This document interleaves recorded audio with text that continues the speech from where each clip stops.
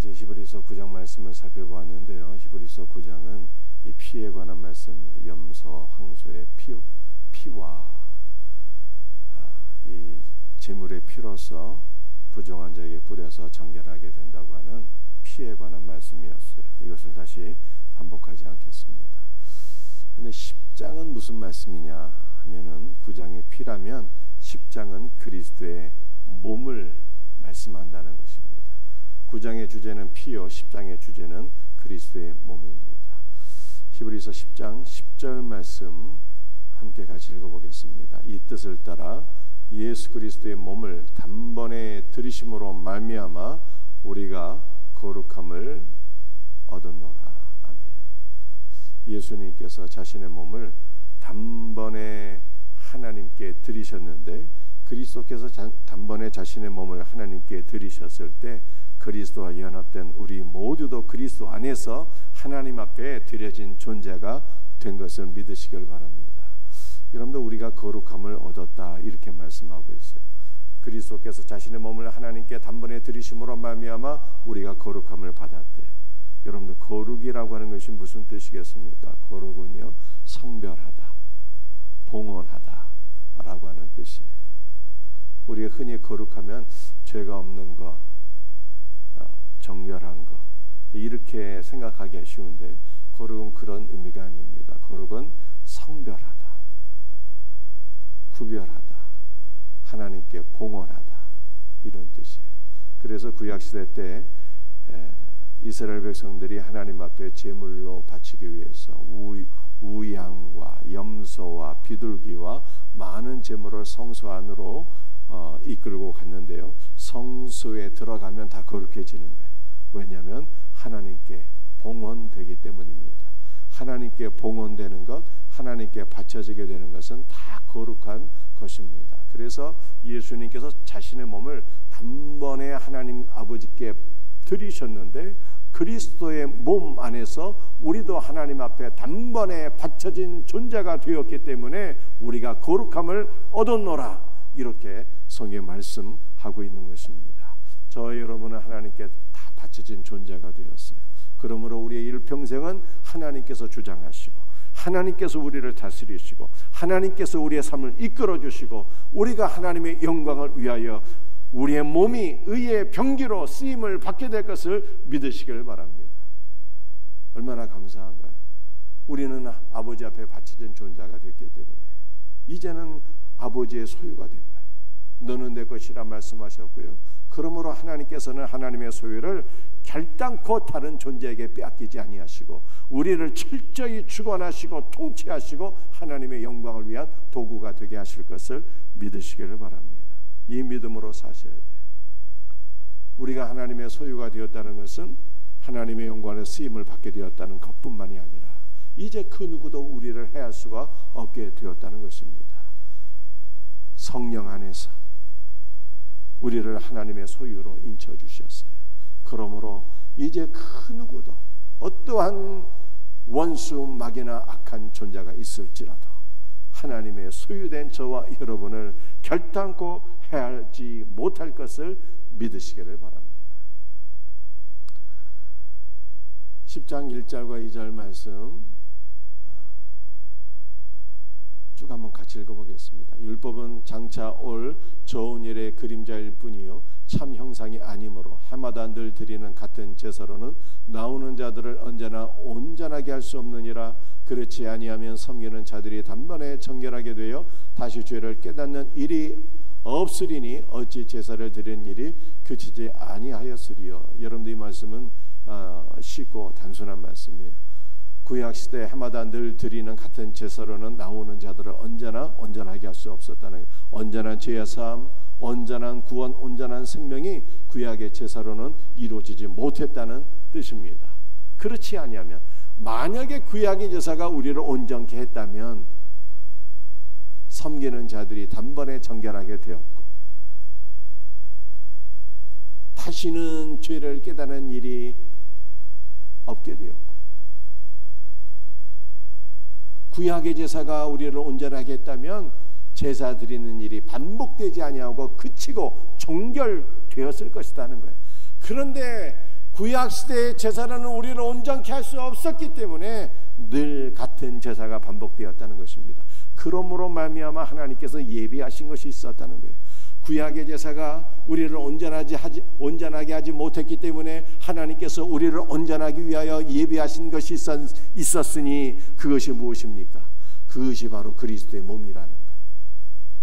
히브리서 10장 5절 말씀을 한번 같이 읽어보겠습니다. 그러므로 주께서 세상에 임하실 때 이르시되 하나님이 제사와 예물을 원하지 아니하시고 오직 나를 위하여 한 몸을 예비하셨도다.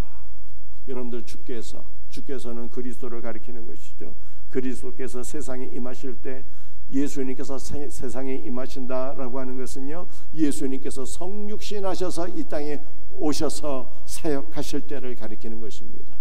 주께서 세상에 임하실 때 이르시되 하나님께서 제사와 예물을 원하지 아니하신다 이렇게 말씀하셨어요.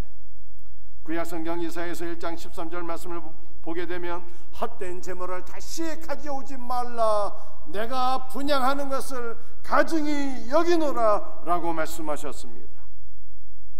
여러분들 구약의 제사와 제물이 하나님 앞에 가증한 것이어서 다시는 가져오지 말라고 그렇게 말씀하셨어요. 왜 그렇게 말씀하신 것입니까? 구약의 제사로는 인간의 죄를 온전히 사할 수가 없었기 때문입니다.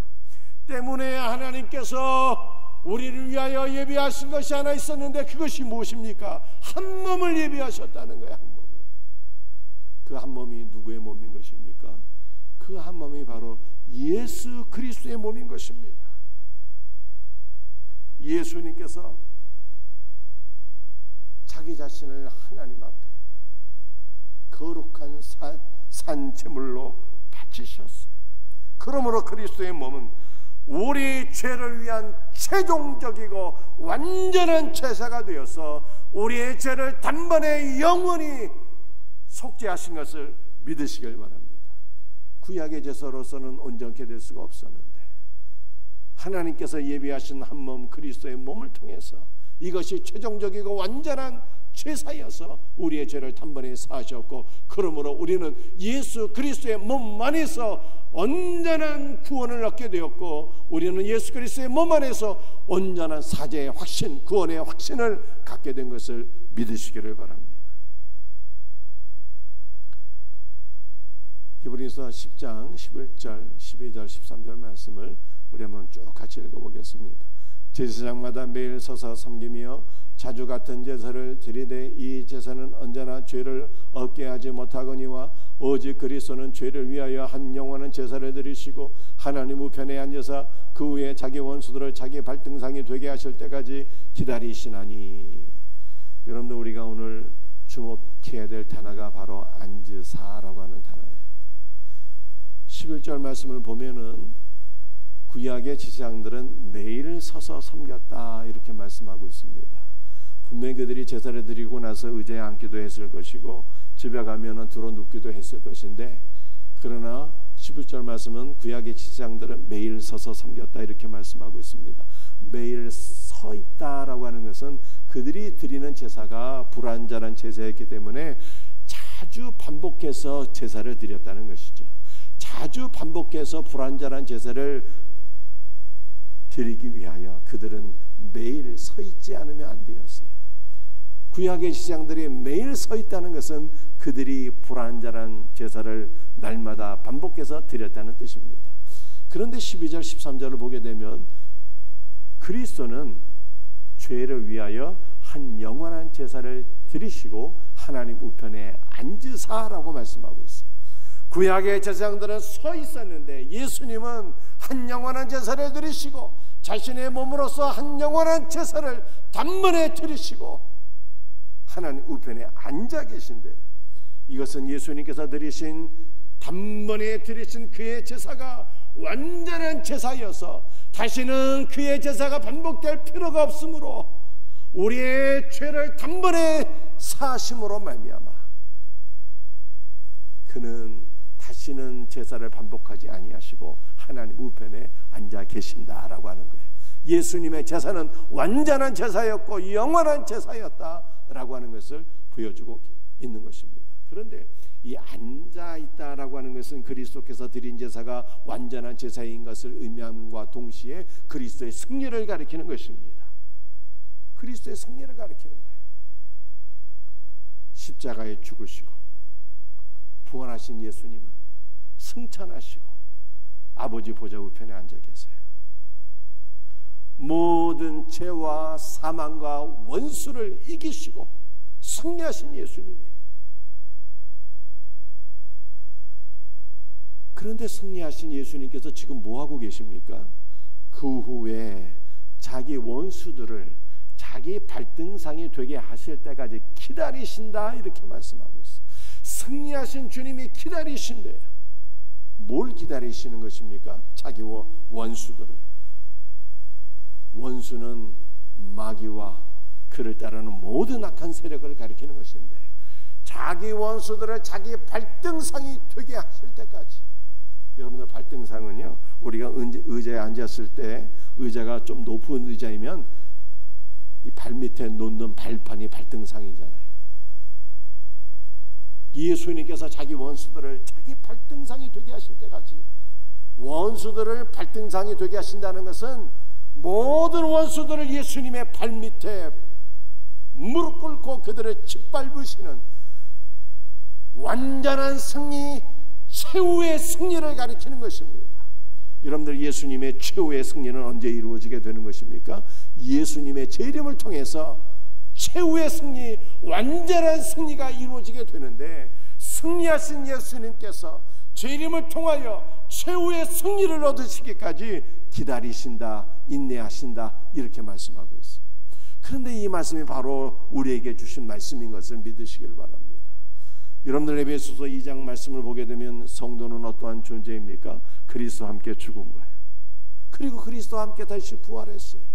그리고 그리스도와 함께 승천하고 아버지 보좌 우편에 그리스도와 함께 앉아 있다, 이렇게 말씀하고 있습니다. 여러분들, 우리가 그리스도와 함께 보좌 우편에 앉아 있다라고 하는 것은 그리스도와 함께 승리했다는 것입니다.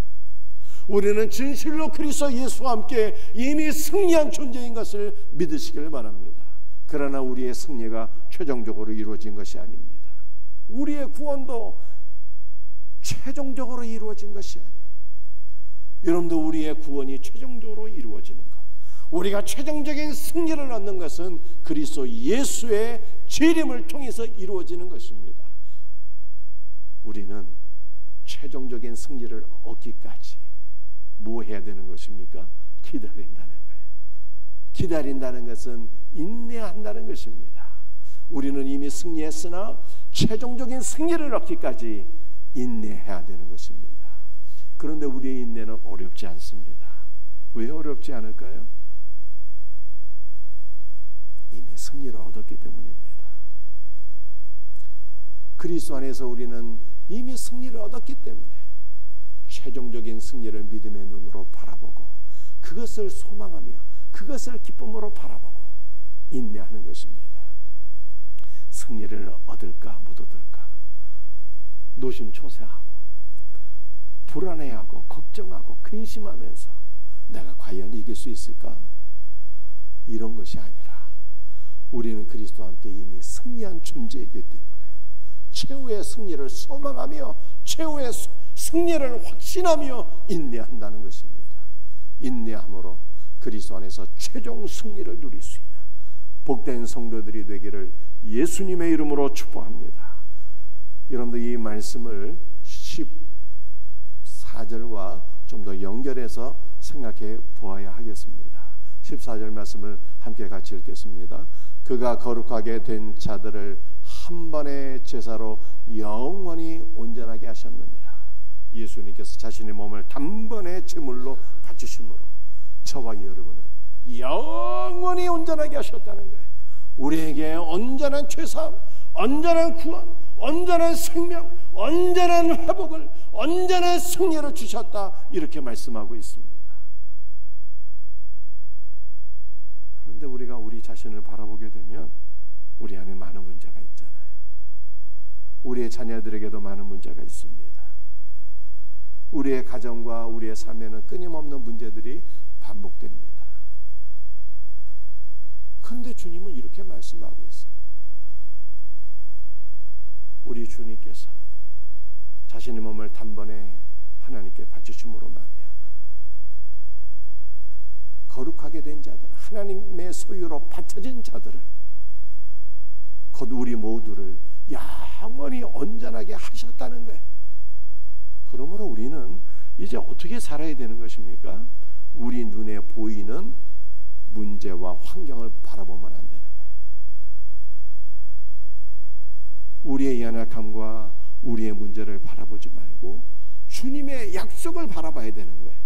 나를 온전하게 하신 주님을 신뢰하고 주님의 말씀을 붙잡고 기도할 때 주님이 온전하게 하신 은혜가 저와 여러분 안에 성취가 될 것을 믿으시길 바랍니다. 여러분들, 우리의 자녀들에게도 많은 문제가 있어요.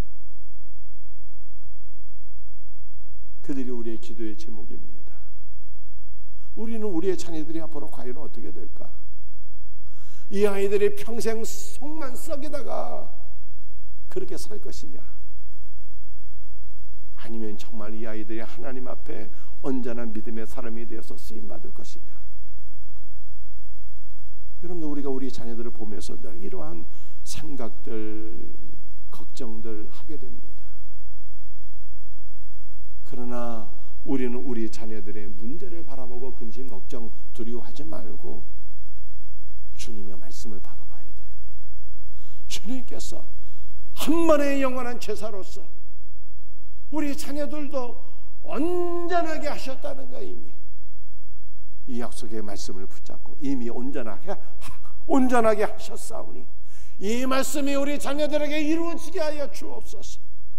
약속의 말씀을 붙잡고 기도할 때 주님께서 우리 자녀들 안에 역사하시고 이 말씀을 그대로 성취해 주실 것을 믿으시길 바랍니다. 여러분들, 우리 성도는요, 환경을 바라보고 사는 존재가 아닌 거예요. 문제를 바라보고 사는 존재가 아닌 것입니다. 주님을 바라보고 사는 거예요. 약속의 말씀을 바라보고 사는 것입니다. 주여 말씀하신 대로 이루어 주옵소서 믿음으로 사는 것입니다. 그리고 우리는 인내하는 거예요. 이미 승리했으나 최종적인 승리가 올 때까지 주님께서 영원히 온전하게 하셨는데 이 말씀이 우리에게 이루어지기까지 믿음으로 인내하는 것입니다. 믿음으로 인내할 때 주님께서 기뻐하시고 약속의 말씀을 신뢰하는 자들에게 주님께서 기뻐하시고 주님께서 역사하시고 온전케 하실 것을 믿으시길 바랍니다. 그러므로 믿음이 없으면 하나님을 기쁘시게 할 수가 없는 거예요. 믿음으로, 약속의 말씀을 믿음으로 최후의 승리를 누릴 수 있는 저와 여러분이 될 수 있기를 예수 그리스도의 이름으로 축복합니다. 기도하시겠습니다.